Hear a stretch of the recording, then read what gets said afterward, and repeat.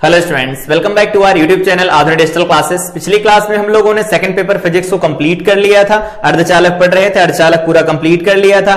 First paper में अब तक जितना कंप्लीट हो चुका है उसके आगे हम लोग कंटिन्यू कर रहे हैं। तो हमारी यूनिट स्टार्ट हो रही है आज वैद्युत धारा का चुंबकीय प्रभाव तथा चुंबकत्व। यूपी बोर्ड में कुल 8 नंबर में है। इसको हमने दो अलग अलग स्लॉट्स में डिवाइड कर रखा है। बेसिकली 3 स्लॉट्स होंगे।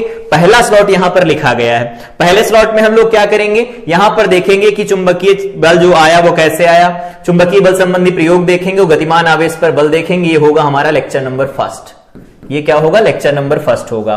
फिर हम लोग देखेंगे लेक्चर नंबर फर्स्ट में, इसको भी ले लो, ये भी साथ में चलेगा। ये होगा कंप्लीट लेक्चर नंबर फर्स्ट, ठीक है। और उसके बाद हम देखेंगे कि अगर कोई आवेशित कण होता है या फिर कह सकते धारावाही जो चालक होता है उस पर बल निकालना हो तो वो हम लोग देखेंगे लेक्चर नंबर 2 में, ठीक है। और उसके बाद इसे देखा जाएगा लेक्चर नंबर 3 में। आवेशित कण की गति को लेक्चर नंबर 3 में देखेंगे और फाइनली लेक्चर नंबर 4 में इसे हम कवर करेंगे, ठीक है। तो ये लेक्चर नंबर 4 हो जाएगा। तो चुंबकीय बल को, जो यूपी बोर्ड में चुंबकीय बल है, उसको 4 लेक्चर में कवर किया जाएगा। उससे रिलेटेड जो थ्योरी उन सबको डिस्कस करेंगे हम लोग। उसके बाद में हम लोग चुंबकीय क्षेत्र पढ़ेंगे। उसके बाद भी हम लोग पढ़ेंगे गैल्वेनोमीटर, जिसके बारे में देखेंगे अमीटर और वोल्टमीटर में उसका परिवर्तन कैसे किया जाता है। उससे पहले हमें पढ़ना होगा धारावाही लूप के ऊपर बलाघूर्ण कैसे काम करता है, वो सारी चीजें।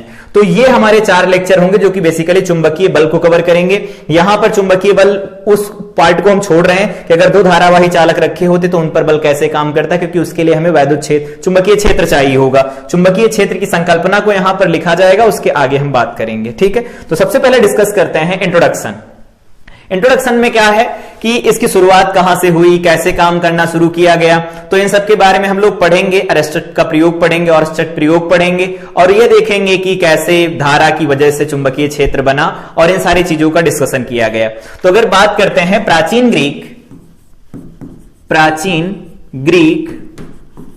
ग्रीक का एक शहर था जिसका नाम था मैग्नीसिया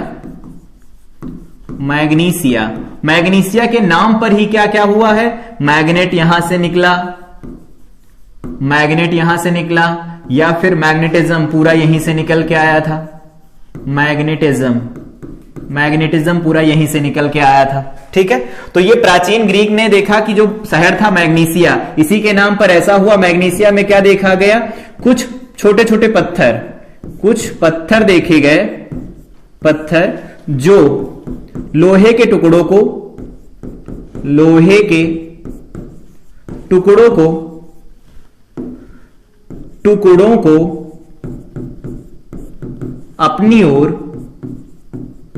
अपनी ओर आकर्षित करते हैं। लोहे के छोटे छोटे टुकड़ों को अपनी ओर आकर्षित करते हैं, ठीक है। ये ऑब्जर्व किया गया। मतलब प्राचीन ग्रीक का एक शहर है मैग्नीसिया, उसमें देखा गया कि कुछ छोटे छोटे पत्थर हैं जो लोहे के टुकड़ों को अपनी तरफ आकर्षित करते हैं। इसका प्रयोग करके जो प्राचीन ग्रीक थे उन्होंने लगभग 1000 वर्षों तक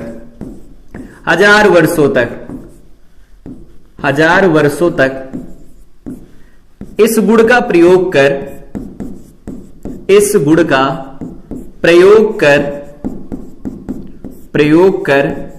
चुंबक बनाते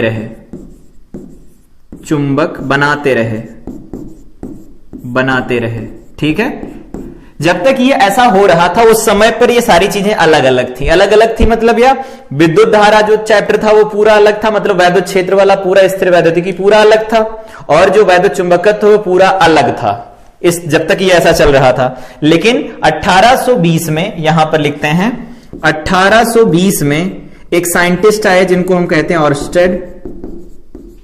ऑरस्टेड, एचसी ऑरस्टेड नाम था इनका पूरा। ऑरस्टेड ने क्या बताया, इन्होंने कहा कि कोई धारावाही लूप, इनका प्रयोग हम लोग देखेंगे, लेकिन अभी इंट्रोडक्शन ले रहे हैं तो इंट्रोडक्शन में जितनी चीजें चाहिए सिर्फ उनको डिस्कस कर रहे हैं। इनका प्रयोग प्रॉपर डिस्कस किया जाएगा, लेकिन उनका कंक्लूजन क्या था यहां पढ़ते हैं। 1820 में क्लास 10th में भी पढ़ा होगा इनका प्रयोग की धारावाही चालक है, उसके निकट अगर कोई हम चुंबकीय सुई रखते हैं तो उसका नेडल घूमता है, जिससे ये पता लगता है कि वो चुंबकीय क्षेत्र उत्पन्न कर रहा है। यही है इनका प्रयोग पूरा। तो 1820 में एचसी ऑरस्टेड ने बताया कि कोई धारावाही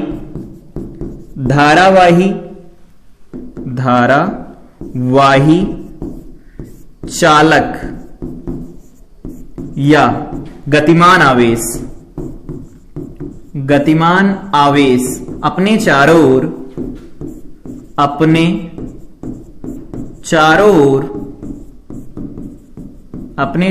ओर क्या करता है?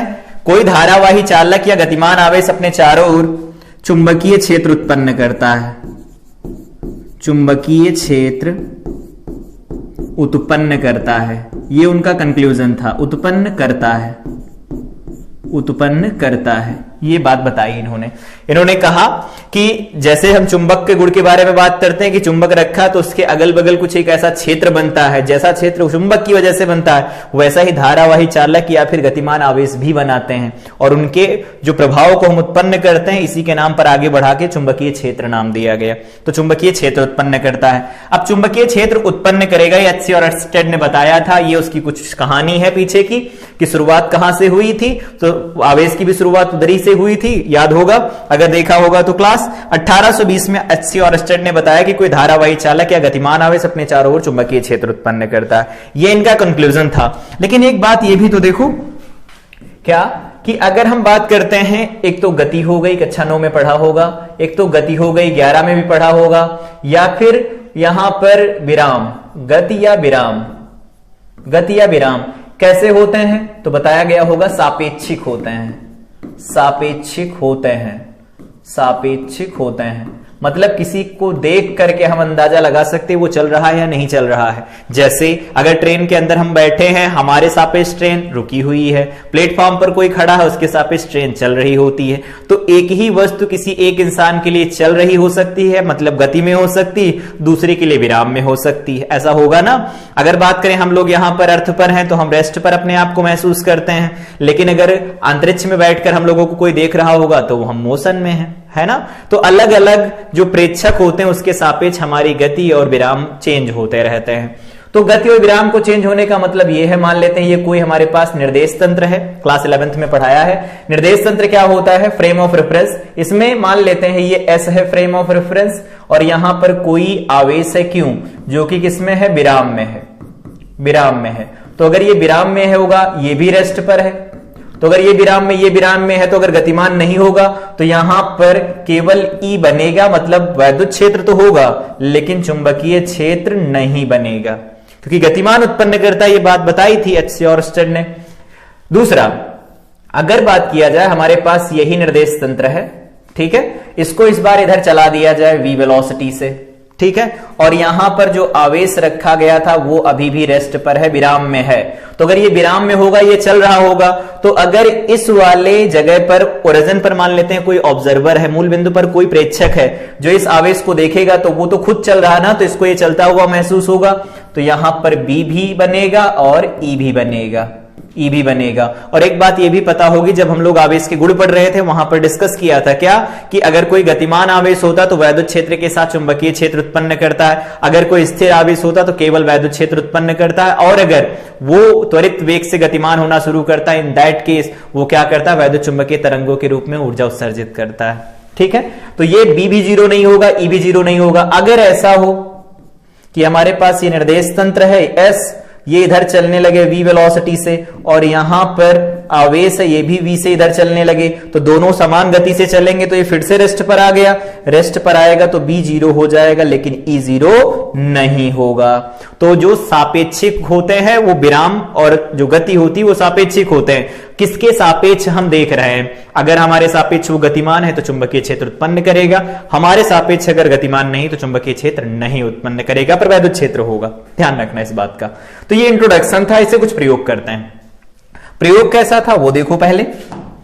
प्रयोग कुछ ऐसा था, मान लेते हैं हमारे पास ये कुछ ऐसा दिया गया है, कोई चालक, ये कोई चालक दिया गया है ऐसा, ठीक, ये कोई चालक है। इस चालक में धारा प्रवाहित हो रही है, विद्युत धारा का चुंबकीय प्रभाव यूनिट का ही नाम है हमारे। तो इसमें धारा प्रवाहित हो रही है I, ठीक है। यहां पर जो प्रयोग चल रहा था, प्रयोग दो अलग अलग किए गए। यहां पर कोई आवेश है क्यों? अगर वो विराम में है, तो यहां पर जो प्रेक्षण था, ऑब्जर्वेशन जो था, उससे ये पता लगा इसके ऊपर जो बल लग रहा है, बल बराबर 0 है, इसके ऊपर कोई बल नहीं लग रहा है। मतलब अगर विराम में होता है आवेश अगर विराम में होता है तो इसके ऊपर कोई बल कार्य नहीं करता, कोई बल कार्य नहीं करता, नहीं करता, कोई बल इसके ऊपर कार्य नहीं करता है। ये पहला उनका प्रेक्षण था, साइंटिस्ट परफॉर्म कर रहे थे, कई सारे लोग थे, तो उन्होंने देखा कि अगर इसमें धारा बह रही है उस समय पर अगर आवेश रखा जाता है और वो रेस्ट पर है, इसकी वेलोसिटी या चाल 0 है, तो उस केस में ये कह सकते हैं कि ये कोई भी बल का अनुभव नहीं करेगा। लेकिन अगर ऐसा हो, ये हमारे पास दिया गया है चालक, इसमें धारा प्रवाहित हो रही है आई। अब की बार क्या किया गया, ये जो क्यों आवेश था, क्यों आवेश, इसको इधर रफ्तार दे दी गई, इधर इससे गतिमान कर दिया गया। तो इधर गतिमान कर दिया गया तो जो उन लोगों ने देखा वो देखो, उन्होंने देखा कि या तो ये इस तरफ मुड़ जाता है या तो ये इस तरफ मुड़ जाता है। इन्होंने कहा कि अगर धनावेश होता है तो इधर मुड़ जाता है, ऋणावेश होता है तो इधर मुड़ जाता है। ये प्रेक्षण था, v वेग से अगर इसे ऊपर की तरफ थ्रो किया जाता है तो उसके साथ कुछ ऐसा होता है। अगर धनावेशित होता है तो लेफ्ट साइड में मुड़ जाता है, इधर की तरफ मुड़ जाता है ऐसा, और अगर ऋणावेशित होता है तो इधर मुड़ जाता है। ये कुछ ऐसे ऑब्जर्वेशन किए गए। तो अगर किसी धारावाही चालक के निकट किसी कण को रखा जाए जिस पर आवेश है तो उसके ऊपर कोई बल काम नहीं करता, ठीक है। और दूसरी बात कि अगर इस पर कोई बल काम नहीं करेगा तो उसके ऊपर बल का अनुभव हम नहीं करेंगे, इसका मतलब है कि उसके ऊपर कोई बल नहीं लग रहा तो वैद्युत बल भी नहीं लगा होगा। तो अगर वैद्युत बल की बात करें, कोई इतना छोटा सा सेक्शन ले लो, मतलब कोई ऐसा भाग ले लो इस चालक का, इस चालक का इतना छोटा सा भाग ले लिया जाए, तो अगर इस चालक का छोटा सा भाग ले लिया जाए तो ये बताओ, अगर धारा नीचे से ऊपर की तरफ जा रही होगी तो इलेक्ट्रॉन ऊपर से नीचे की तरफ आ रहे होंगे। प्रति सेकंड इलेक्ट्रॉन जितने यहां एंटर करेंगे उतने इलेक्ट्रॉन यहां से बाहर भी तो चले जाएंगे। आवेश प्रवाह की दर को विद्युत धारा कहते हैं, पृष्ठ के लिए परिभाषित करते हैं। तो इस पृष्ठ पर जितने आवेश आएंगे प्रति सेकंड उतने यहां से चले जाएंगे। इसका मतलब इसके ऊपर पहले जितना आवेश था बाद में भी उतना आवेश रहेगा, तो इस पर आवेश तो 0 है, इस चालक पर आवेश 0 है। तो याद रखना, धारा प्रवाह के दौरान भी, धारा प्रवाह के दौरान भी चालक उदासीन बना रहता है, चालक उदासीन बना रहता है। ये पॉइंट बहुत इंपॉर्टेंट है, बना रहता है।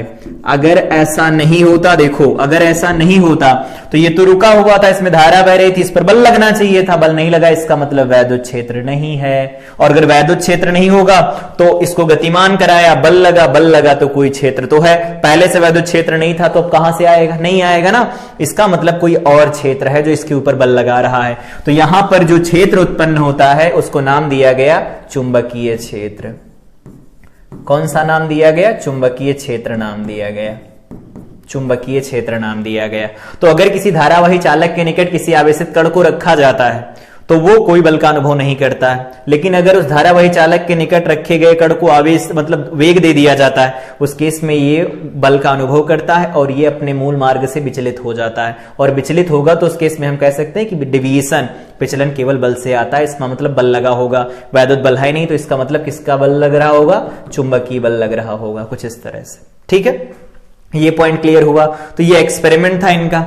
ठीक है, अब बात करते हैं यहां पर कि चुंबकीय क्षेत्र की संकल्पना क्या है, क्योंकि चुंबकीय क्षेत्र तो पढ़ना होगा ना बल के लिए। तो चुंबकीय क्षेत्र की संकल्पना पढ़ रहे हैं, कुछ चीजें, इसकी दिशा, मेवा, मात्रक, ये सब पढ़ लेंगे, बाकी चीजों को नहीं पढ़ेंगे यहां पर। तो समझते हैं सबसे पहले चुंबकीय क्षेत्र की संकल्पना ये है कि जैसे हम बात करते हैं कि ये कोई आवेश है, समझते जाना, हर एक चीज समझ में आएगी। ये कोई आवेश है, तो जब वैद्युत क्षेत्र पढ़ाया था तो वहां देखा था कि इसके चारों ओर एक ऐसा क्षेत्र होता है जिसमें कोई अन्य आवेश अगर आता है तो वो आकर्षण या प्रतिकर्षण का अनुभव करता है। जैसे यहां पर कोई आवेश आता है Q0, तो ये क्या करता है, इसके ऊपर इधर की तरफ बल लगाता है। ठीक है, बल लगाता है F वेक्टर।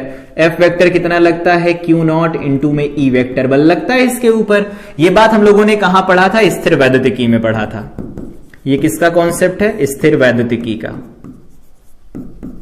स्थिर वैद्युतिकी में हम लोगों ने देखा था कि कोई भी स्थिर आवेश, ये आवेश कैसा था, रेस्ट पर था, तो कोई स्थिर आवेश अपने चारों ओर एक ऐसा क्षेत्र बनाता है जिसमें कोई आवेशित कण बल का अनुभव करता है। अगर कोई अन्य आवेशित कण आता है तो वो बल का अनुभव करेगा, वो आकर्षण का भी हो सकता है, प्रतिकर्षण का भी हो सकता है। उसी तरह से कोई गतिमान यहां पर जो कॉन्सेप्ट यूज किया गया ना, ठीक उसी तरह से क्या करते हैं, कोई धारावाही चालक या गतिमान आवेश अपने चारों ओर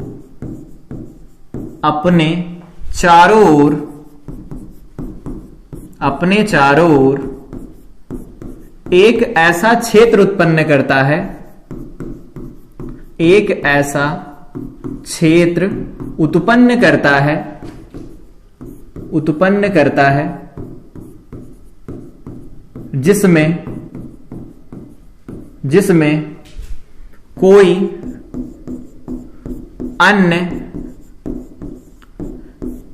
जिसमें कोई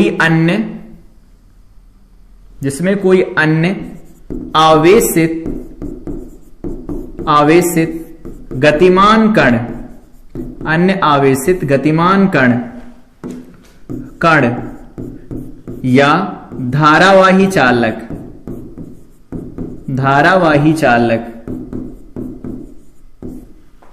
बल का अनुभव करता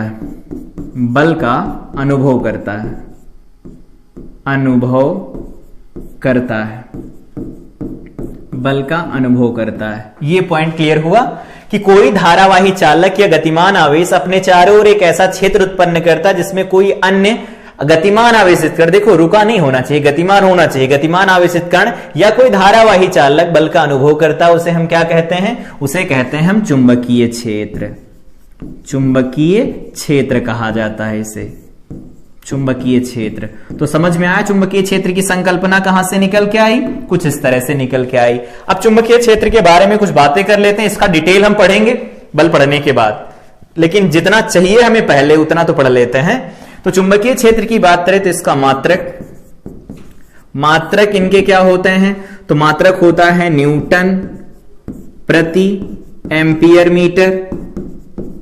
एम्पियर मीटर या फिर टेस्ला लिखा जाता है, एक होता है वेबर प्रति मीटर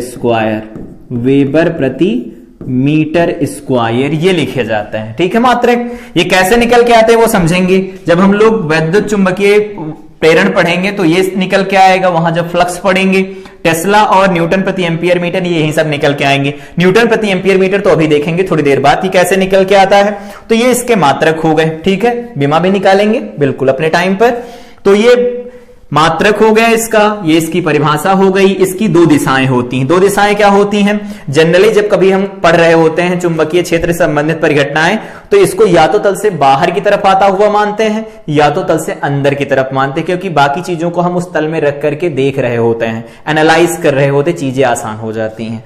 तो इसकी दो दिशाएं होती हैं। ये दिशा क्या है, तल के लंबवत,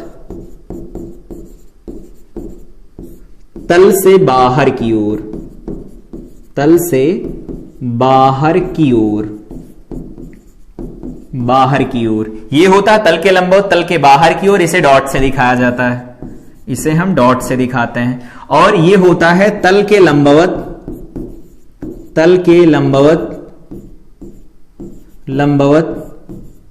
तल से अंदर की ओर, मतलब ये आप लोगों से बोर्ड के अंदर की तरफ जाएगा, ये बोर्ड के अंदर से आप लोगों की तरफ आएगा। तो जब डॉट दिखाना हो तो तल के लंबवत होगा, बाहर की ओर होगा। क्रॉस दिखाएं तो तल के लंबवत होगा और अंदर की ओर होगा। दो दिशाएं होती हैं। इसके बारे में एक छोटी सी और जानकारी, क्लास 10th में भी पढ़ाया जाता है कि अगर कोई ये धारावाही चालक होता है तो इसका जो चुंबकीय क्षेत्र होता है कुछ इस तरह से उत्पन्न होता है ना, ऐसे उत्पन्न होता है। अगर नहीं भी पता तो कोई फर्क नहीं पड़ता, हम लोग पूरा पढ़ेंगे चैप्टर तो वहां देखेंगे कुछ इस तरह का चुंबकीय क्षेत्र उत्पन्न होता है। क्लास 10th में पढ़ा होगा।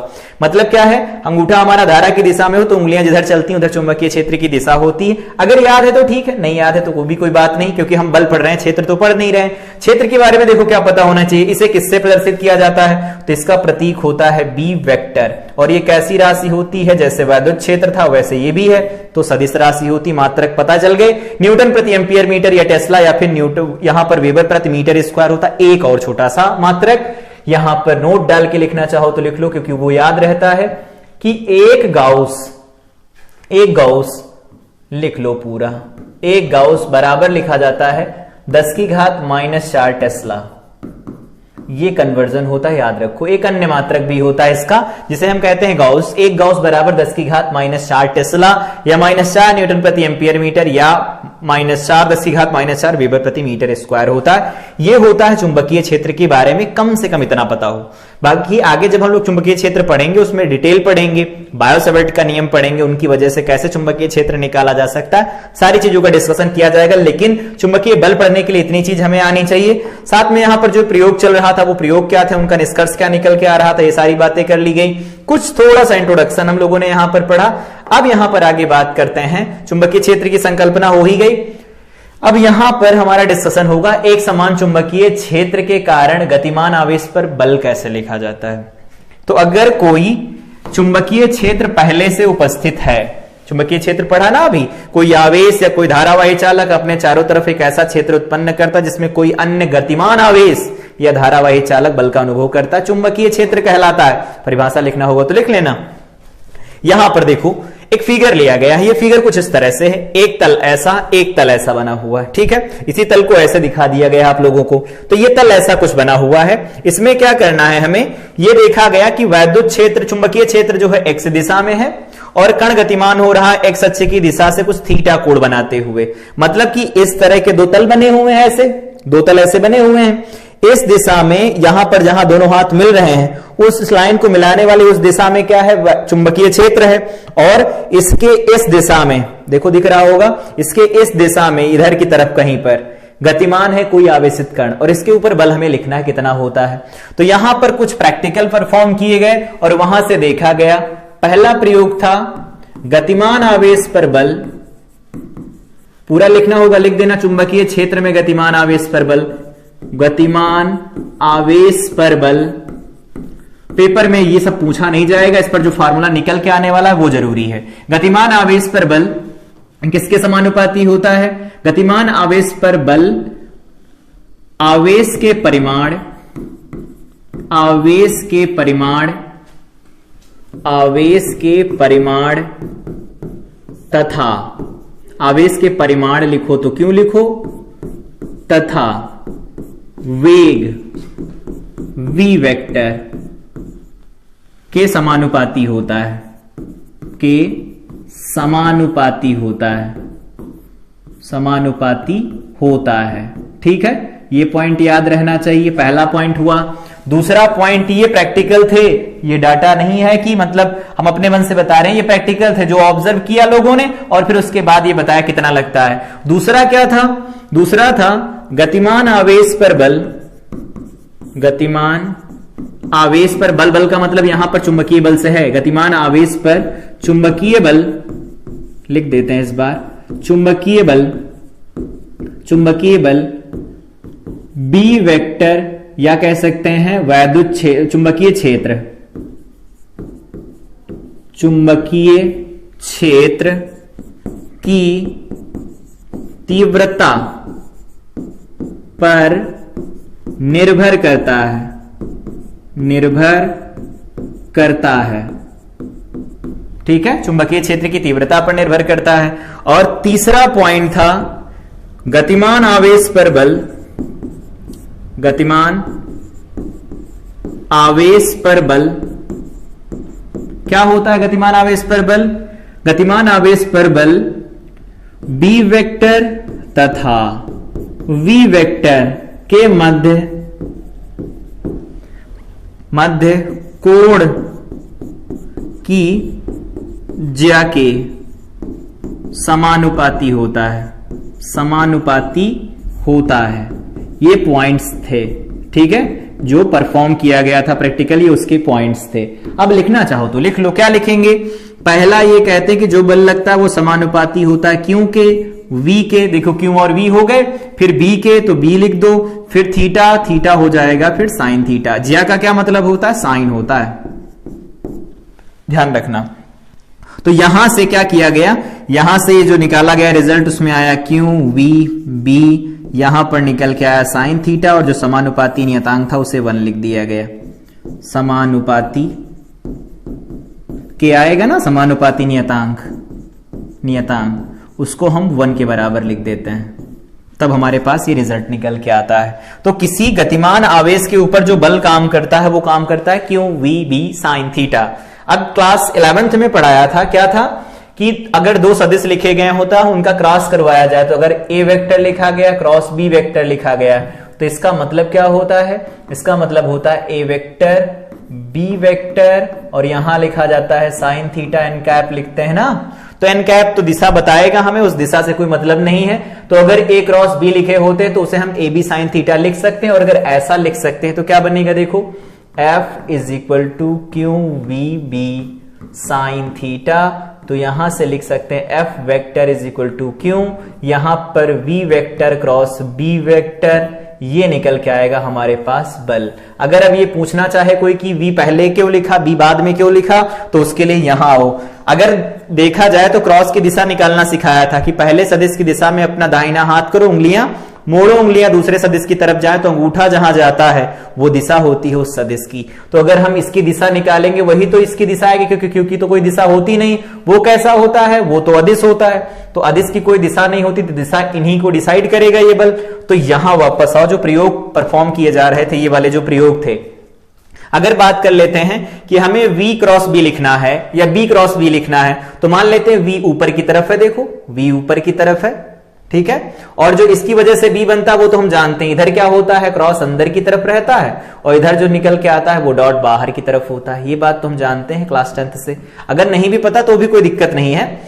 याद रखो कि अगर एक कोई धारावाही चालक है तो उसके राइट साइड में जो चुंबकीय क्षेत्र बनता है अंदर की तरफ और बाहर की तरफ, मतलब ऐसे ऐसे बनता है, ठीक। तो यहां ये v हो गया, b अंदर की तरफ होगा तो v क्रॉस b, क्या निकाल रहे हैं हम लोग, तो हम लोग निकाल रहे हैं v vector cross b vector, ये निकाल रहे हैं। तो v क्रॉस b, b अंदर की तरफ है ना, तो अंगूठा कहां जा रहा है, इधर देखो बल की दिशा सही आई। और अगर पहले लिख देते b, तो b अंदर की तरफ ऐसा और क्रॉस करवाते इधर तो बल इधर की तरफ आता, उल्टा हो जाता। इसीलिए यहां पर जो ये लिखा गया है ना, ये पहले कौन लिखा जाएगा बाद में कौन लिखा जाएगा, वो यहां से डिसाइड कर सकते हैं कि जो F निकल के आएगा क्यों v क्रॉस b लिखा जाएगा। इतना बल काम करता है किसी गतिमान आवेश के ऊपर, याद रहेगा। तो ये पॉइंट्स होते हैं कि किसी गतिमान आवेश के ऊपर अगर बल लिखना हो तो वो लिखा जाता है Q V B sine theta. Vector form में लिखना हो तो लिख सकते हैं F vector is equal to Q V vector cross B vector लिखा जाता है। क्रॉस निकालना जानते हैं, सारेडिक बनाया जाता है, आई जे के लिखे जाते हैं और वैल्यू लिख लेते हैं, ठीक है। आगे यहां पर गतिमान आवेश पर बल लिखना जब वैद्युत चुंबकीय क्षेत्र हो, मतलब दोनों क्षेत्र हो। इस बार दोनों क्षेत्र का मतलब वैद्युत क्षेत्र के साथ साथ चुंबकीय क्षेत्र भी। तो सुनो, यहां पर है ये बी वेक्टर दिया गया है, ठीक है, चुंबकीय क्षेत्र है इधर, और यहां पर दिया गया है ई वेक्टर, ये क्या है, ई वेक्टर है। तो हम जानते हैं किसी गतिमान आवेश पर बल जो अगर ये धनावेशित है तो इस पर जो बल लगेगा वो एफ ई वेक्टर तो इधर ही लगेगा, एफ ई वेक्टर मतलब इलेक्ट्रिक फोर्स, और ये v है और ये थीटा दिया गया, इधर लिखा गया है b वेक्टर, ऐसा लिखा गया है। तो अगर बोर्ड के तल में इधर से इधर का क्रॉस कराएंगे तो देखो v क्रॉस b ये बोर्ड में ही है, तो v क्रॉस b कराएंगे थंब ऊपर जाएगा, तो इन दोनों का जो क्रॉस होगा उसकी वजह से जो चुंबकीय बल बनेगा इधर बनेगा। बोलो, तो एक बल हमारे पास ये, दूसरा बल ये हो गया। तो जब दो बल होते हैं, बल सदिश राशि होती है, तो उनको जोड़ा जाता है एक समांतर चतुर्भुज योग नियम से, पढ़ा था सेकंड चैप्टर में। तो एफएम ये एफई हो गया, तो यहां पर क्या निकल के आएगा, ये बन जाएगा एफ नेट, या इसको ऐसे लिख देते हैं एफ एल वेक्टर। लॉरेंज बल होता है ना, तो एफ एल वेक्टर लिख सकते हैं। तो जब किसी आवेशित कण को एक संयुक्त वैद्युत क्षेत्र तथा चुंबकीय क्षेत्र में गतिमान कराया जाता है तो उस पर लगने वाले बल को हम, या बल का जो व्यंजक होता है उसे हम लॉरेंज बल कहते हैं। तो यहां पर लिखना चाहे तो लिख सकते हैं लॉरेंज बल जो लिखा जाता है वो क्या होगा, एफ एल वेक्टर बराबर क्या लिखेंगे, तो पहले लिख दोगे F E vector plus F M vector लिखा जाएगा। एफ ई वेक्टर तो लिखना सिखाया है विद्युत स्थिर वैद्युतिकी में, क्या होता है क्यू इंटू ई वेक्टर लिखा जाता है, प्लस एफ एम क्या लिखा जाएगा, तो एफ एम लिखेंगे, अभी देखा क्यों, यहां लिखा जाता है V vector cross B vector लिखा जाता है। ये क्या हो गया, एफ एल, ये लॉरेंज बल का एक्सप्रेशन हो जाता है। तो जब भी कभी हमें लॉरेंज बल लिखना हो तो इस तरह से निकालेंगे। क्रॉस के लिए अगर देखना चाहो तो एक बार देख लो, अगर ए वेक्टर लिखा गया है A1 I cap, A2 J cap plus A3 K cap लिखा गया है, एक सदिश लिखा गया है B vector B1 I cap B2 J cap और यहां लिखा गया है B3 के कैप। अगर इनका क्रॉस निकालना होता, मतलब A क्रॉस B अगर निकालना हो तो क्या किया जाता है, सारणिक बनाया जाता है। यहां लिखते हैं I, यहां लिखते हैं J, यहां K लिखा जाता है और यहां लिख देते हैं पहले के। तो पहला लिखा गया है A1, A2, A3, B1, B2, B3। अब इसको तो ओपन कर ही सकते हैं ना, तो ओपन कर सकते हैं। अगर नहीं आता तो ये भी देख लो। और क्या, इसको ओपन करेंगे तो I को कॉमन ले लेते हैं, बाकियों को लिख दो। तो I को कॉमन ले लेंगे, ये इससे मल्टीप्लाई होगा, ये इससे, तो इसे लिख देंगे A2 B3 minus B2 A3 minus J लिखा जाता है ना, तो ये बन जाएगा A1 B3, ये इधर मल्टीप्लाई हुआ, ये इधर कराओगे, minus B1 A3 plus K cap, इधर क्या बन जाएगा, तो ये बन जाएगा A1 B2 minus B1 A2 बन जाएगा। ये हमारे पास क्रॉस निकल के आता है। तो अगर क्रॉस नहीं करवाना आता है तो इस तरह से कर सकते हैं। फर्स्ट ईयर में पढ़ाया गया था तो वहां से याद होगा। तो ये होता है किसी गतिमान आवेश पर बल, ये होता है लॉरेंज बल का मान। लॉरेंज बल इस तरह से हम कैलकुलेट कर सकते हैं। ठीक है, वेक्टर में नहीं दिया गया, दिशा दी गई होगी, वेक्टर पे पहले लिखो, उसके बाद में क्रॉस करवा लो। अगला है कि इसकी दिशा निकालनी है ना, तो दिशा किस तरह से निकाली जाएगी। तो एक तो तरीका हो गया V क्रॉस B से निकाल सकते हैं, लेकिन उसको यहां पर अलग से कैसे लिख सकते हैं। तो मान लेते हैं हमारे पास कि दिया गया है इधर V क्रॉस B निकालना है। तो अगर हम यहां पर V बना देते हैं, V इधर, ये ऐसा देखो, ये है चुंबकीय क्षेत्र, याद आया होगा किधर की तरफ है, अंदर की तरफ। तो क्रॉस का चुंबकीय क्षेत्र अंदर की तरफ दिखाया जाता है। यहां पर एक कोई ये आवेशित कण है, ऐसा समझो, ये कोई आवेशित कण है इस जगह पर और इसको गतिमान कराया जाता है ऊपर की तरफ V वेग से। ठीक है, B यहां पर अंदर की तरफ दिया गया है, B अंदर की तरफ है, इसके ऊपर बल निकालना है। तो हमें क्या आता है, हमें एक चाहिए V vector cross B vector. इसी की दिशा किसकी दिशा होगी, इसकी दिशा हमें बताएगी बल की दिशा। बल कौन सा, चुंबकीय बल की दिशा, बल की दिशा होगी। ठीक है, ये बनेगा हमारे पास रिजल्ट। सही है, तो निकाल लो। V कहां है, V है ऊपर की तरफ, अपना दाहिना हाथ करना है, पहले सदिश की दिशा में मोड़ना है, दूसरे की तरफ जाए। तो दूसरा कहां, B कहां, अंदर की तरफ। तो V cross B, V cross B।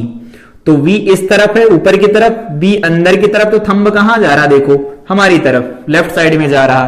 तो इसके ऊपर जो फोर्स लगेगा वो किधर की तरफ लगेगा, लेफ्ट साइड में लगेगा। अगर ये धनावेश है तो, अगर ऋणावेश होगा तो क्या होगा, तो इधर देख लो, अगर कुछ ऐसा दिया गया हो, कुछ इस तरह का दिया गया हो ऐसा, तो इस पर अगर हमें बल निकालना हो, ये हमारे पास दिया गया और इस पर बल निकालना पड़े, तो क्या कर सकते हैं, ये इधर से चला ऊपर की तरफ जा रहा है, या इसको ऐसे ना लिख करके हम ऐसे लिखते हैं, यहां पर कण है और ये ऊपर की तरफ जा रहा है V वेग से, और ये माइनस से क्यों दिया गया है, B अंदर की तरफ अभी भी है। तो जब भी कभी निगेटिव वाले पर लिखेंगे ना, तो निगेटिव वाले पर लिखेंगे तो फोर्स का फार्मूला क्या था, F वेक्टर बराबर क्यों, यहां लिखेंगे V vector cross B vector.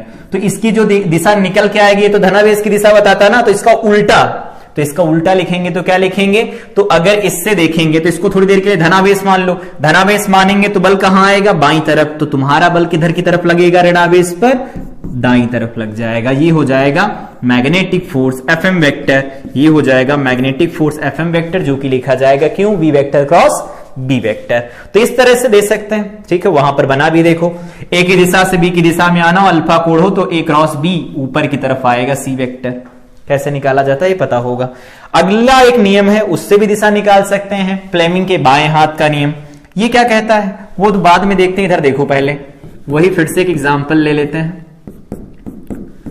दोनों जगह पर वही एग्जांपल अगर होंगे तो चीजें आसान हो जाएंगी समझने में। यहां पर फील्ड कुछ ऐसे बना हुआ है, कुछ ऐसे बना हुआ है फील्ड। ये है हमारे पास चुंबकीय क्षेत्र की दिशा, ये चुंबकीय क्षेत्र की दिशा है, और इस पर यहां पर एक चालक रखा गया है और एक चालक यहां पर रखा गया है। चालक क्यों, चालक नहीं, कोई कण है। तो एक कण यहां पर है जो ऊपर की तरफ अभी थ्रो किया गया था V से, ये प्लस का क्यों था, B अंदर है ही V वेक्टर।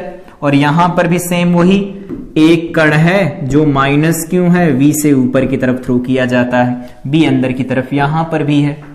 तो फ्लेमिंग के बाएं हाथ का नियम क्या कहता है, पहले समझो। बाएं का मतलब बायां, ठीक है, दायां नहीं, बायां।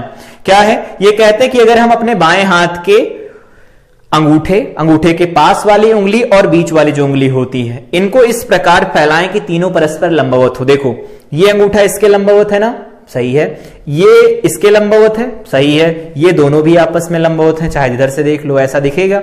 तो कहते हैं यदि हम अपने बाएं हाथ को इस प्रकार फैलाएं कि अंगूठा तथा उसके पास वाली दोनों उंगलियां परस्पर एक दूसरे के लंबवत हों, तो यदि पहली वाली उंगली जिसे फोर फिंगर कहते हैं, जो पहली उंगली होती है वो अगर चुंबकीय क्षेत्र की दिशा में हो, दूसरी उंगली किधर की दिशा में हो, तो दूसरी उंगली दिशा में होती है जिधर कण गतिमान हो रहा है उसकी दिशा में हो, तो अंगूठा चालक पर लगने वाले बल की दिशा प्रदर्शित करता है। तो यहां पर लिखना चाहो तो लिख लो, नोटबुक में लिखना हो तो लिखो, यदि हम अपने बाएं हाथ को इस प्रकार फैलाएं कि अंगूठा तथा उसके पास वाली दोनों उंगलियां परस्पर एक दूसरे के लंबवत हों, तब यदि पहली उंगली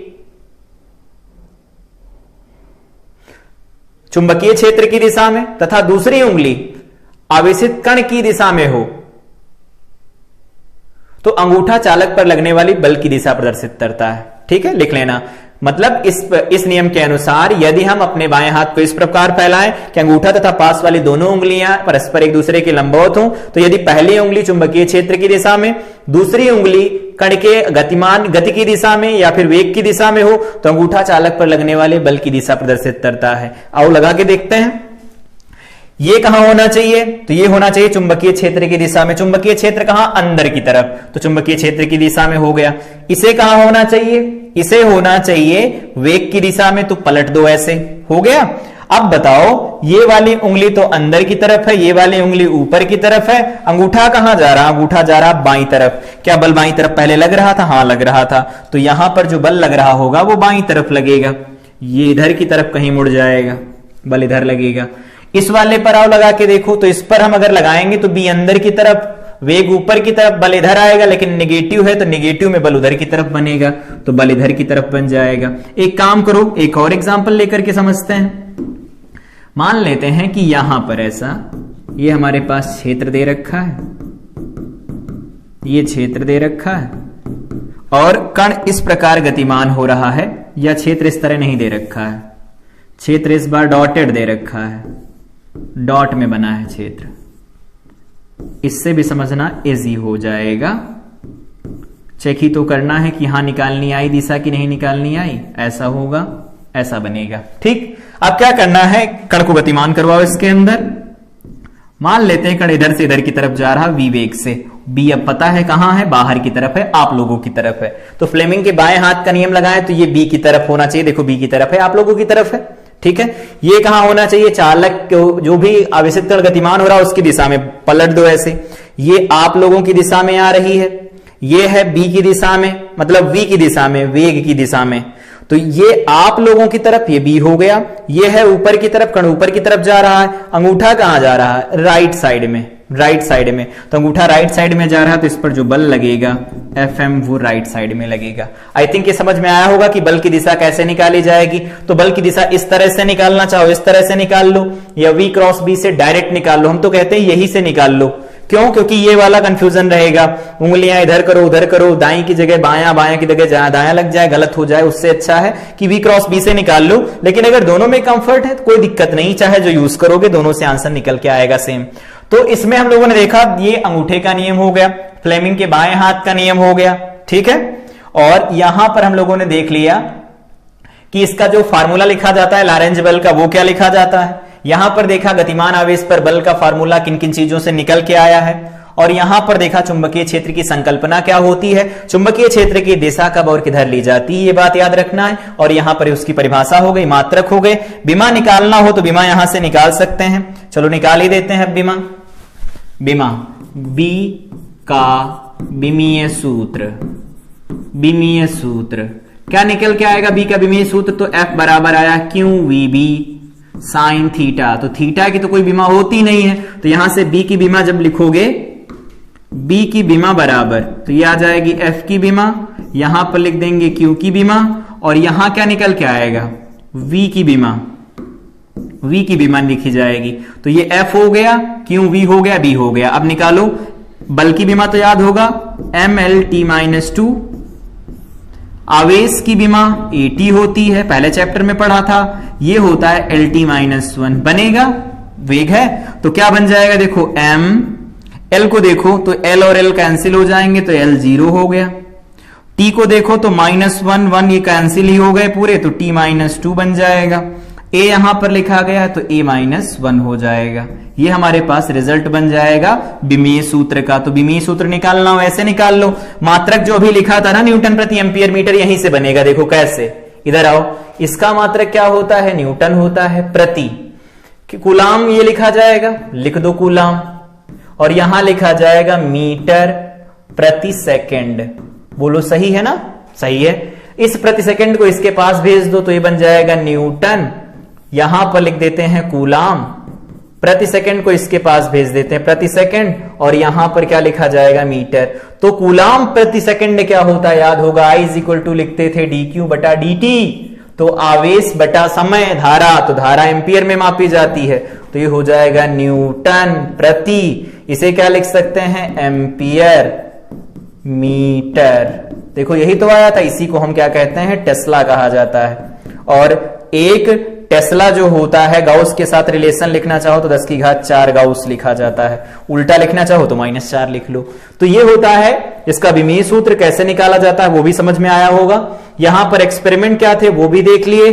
तो हमारा पहला लेक्चर कंप्लीट हो गया कि एक समान चुंबकीय क्षेत्र में गतिमान आवेश पर बल, उसका प्रयोग और लॉरेंज बल का एक्सप्रेशन और इंट्रोडक्शन, जो उसमें कुछ हिस्ट्री पढ़ी, वो कितना निकल के आएगा, वो सारी चीजें हम लोगों ने कवर कर ली। अगली क्लास में देखेंगे किसी धारावाही चालक पर बल कैसे निकाला जाता है, फिर उसके बाद देखेंगे कि आवेशित कण की गति क्या होती है। तो तब तक के लिए इस क्लास को रिवाइज करें। मिलते हैं अगली क्लास में। Till then I wish you all the best.